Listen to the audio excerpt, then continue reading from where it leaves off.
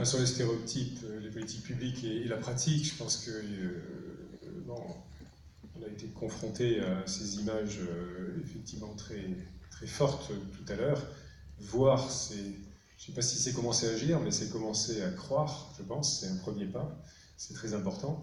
Et je pense que ce soit au sein d'entreprises, pour prendre une première image dans les entreprises, mais que ce soit aussi au sein des communautés, on a à confronter ces stéréotypes. Un exemple dans notre industrie, l'industrie tech, le stéréotype, il y a eu un mémo pour ceux qui ont suivi un petit peu ça cet été, qui a fait du bruit dans la vallée, comme on dit, où en gros, et je ne citerai pas l'entreprise, que ça peut être n'importe quelle entreprise de tech, il était dit par un ingénieur que les femmes n'étaient pas faites pour coder, quoi, en fait. Et donc, voilà, que c'était un fait de nature, c'était darwinien, quelque part. Et évidemment, c'est un stéréotype incroyable. Pourquoi?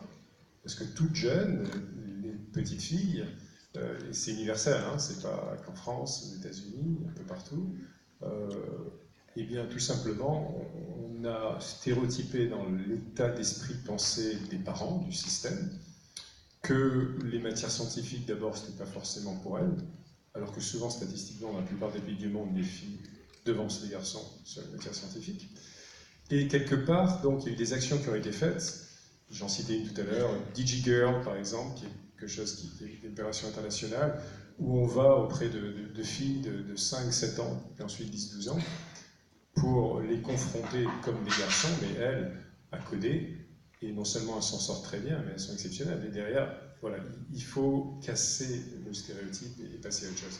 Et je pense que ce stéréotype, d'ailleurs, ils sont tellement déterminants dans le succès à venir des organisations. Et on dit une politique de diversité, c'est pas pour se faire plaisir, c'est qu'une entreprise qui aujourd'hui n'est pas diverse et n'est pas capable d'attirer des talents reflétant ses clients, qui sont divers, c'est une entreprise qui n'aura jamais d'empathie avec son marché et sa communauté. Bon, et puis après, j'ai un autre point de vue qui est celui de Live4Good, qui est celui de l'entrepreneuriat social.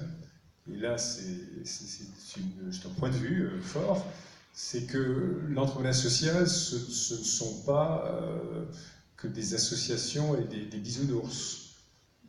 On peut être entrepreneur, on peut faire de l'économique et du social. On peut gagner de l'argent et maximiser l'impact social. Et on peut faire tout ça pour faire du bien, en matière de climat, en matière de santé, en matière d'accueil de réfugiés, comme l'a fait Yacine, un lauréat l'an dernier, pour nommer Yacine, lauréat du prix Gabriel 2016. On peut le faire comme notre ami Arnaud et M. Aristide, qui lui a créé en fait une start-up sociale pour s'occuper des personnes placées ou complètement délaissées dans les maisons de retraite. Et tout ça, c'est pour casser les stéréotypes, être inclusif, et avec des entrepreneurs eux-mêmes qui viennent de tous horizons. Ils n'ont pas tous fait des grandes écoles. Il y en a qui ont appris leur grande école, c'était dans le quartier, et qui sont des tempéraments d'entrepreneurs incroyables. Il faut juste, entre guillemets, leur donner des moyens, la confiance, le support. Et là, ils peuvent décoller et aller très très loin. Voilà. D'autres recettes pour casser les stéréotypes et